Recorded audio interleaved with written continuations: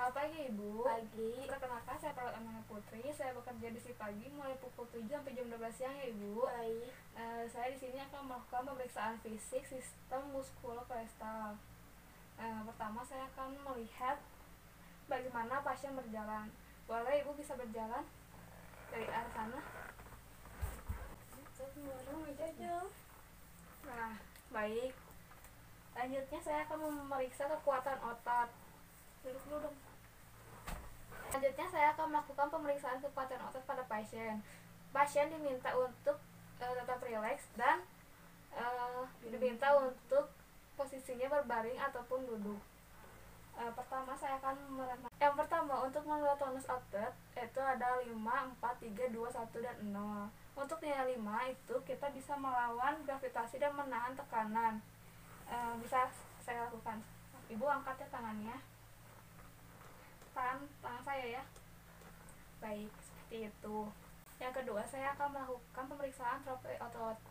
Sebelumnya kita melakukannya dengan memeriksa otot kita dulu. Kita gerakan, setelah kita rasakan, kita coba kepada pasien. Boleh Ibu gerakan tangannya ke atas ya. Ketika kita biasa merasakan gerakan otot sama dengan kita, berarti pasien tidak mengalami atrofi otot. Selanjutnya saya akan melakukan pemeriksaan sistem muskuloskeletal berdasarkan regional. Pertama kali kita akan melakukan pemeriksaan di leher pasien dan bahu pasien.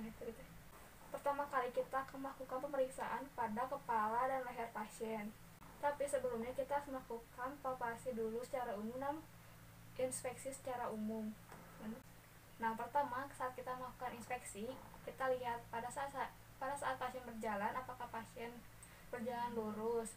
Lalu kita lihat bahunya apakah simetris sebelah sini dan sebelah sini. Selanjutnya kita melakukan palpasi pada kepala dan leher. Selanjutnya saya akan melakukan palpasi. Saya akan berada di belakang pasien. Dan posisi tangan seperti ini. 2 jari berada di bahu dan 2 jari berada di vena cava.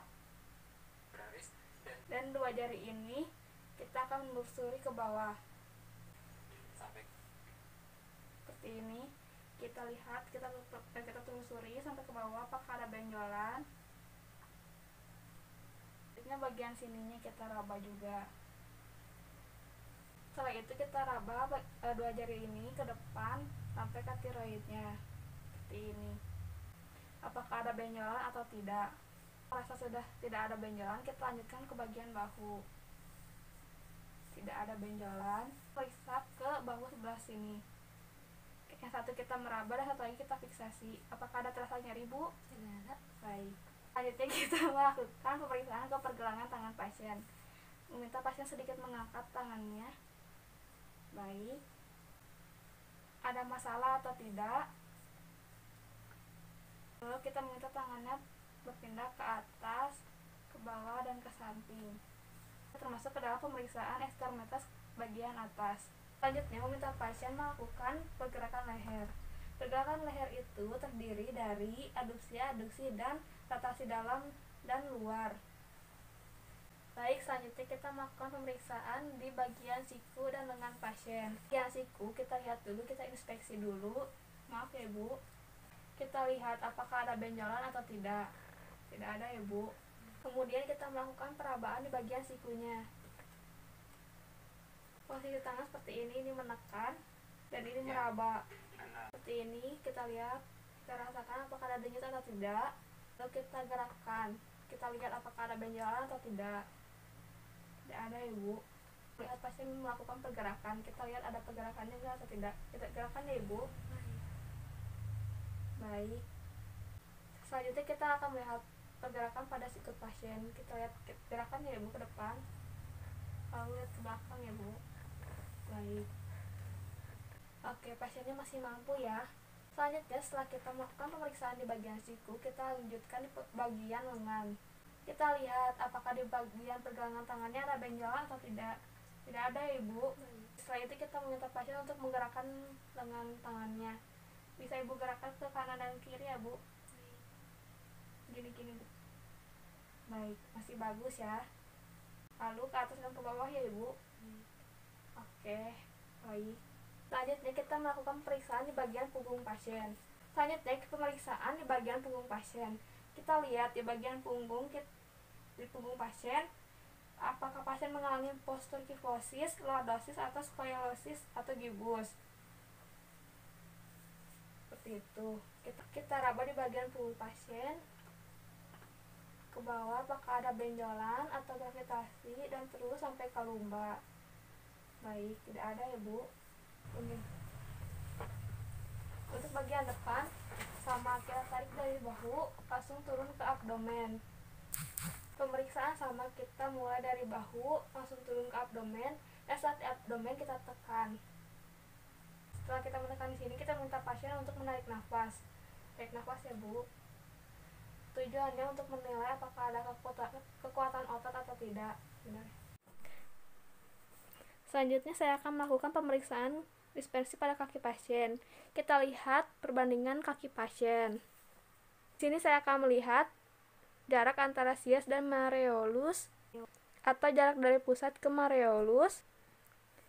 Di sini saya akan mengukur menggunakan meteran. Baik, oke.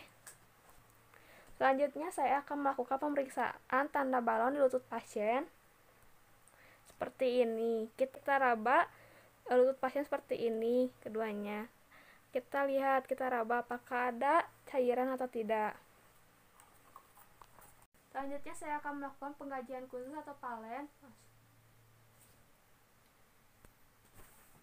Pengkajian ini dilakukan untuk melihat apakah pasien mengalami sindrom atau tidak.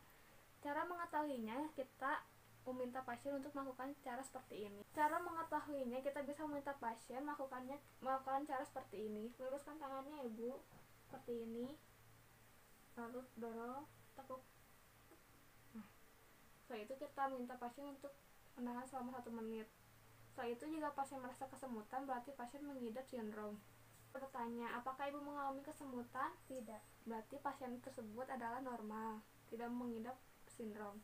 Selanjutnya saya akan melakukan pemeriksaan Pinels dengan cara perkusi lengan pasien seperti ini.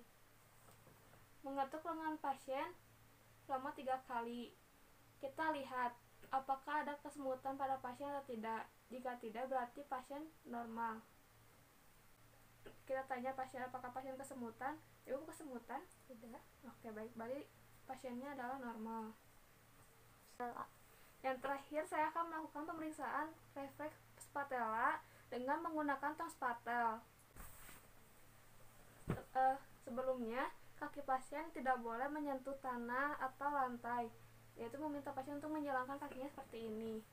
Setelah itu, kita mengetuk lutut pasien menggunakan tong spatel seperti ini.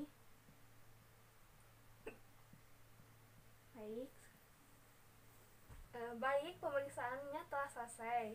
Baik Ibu, terima kasih atas waktunya. Semoga cepat sembuh ya Bu. Terima kasih.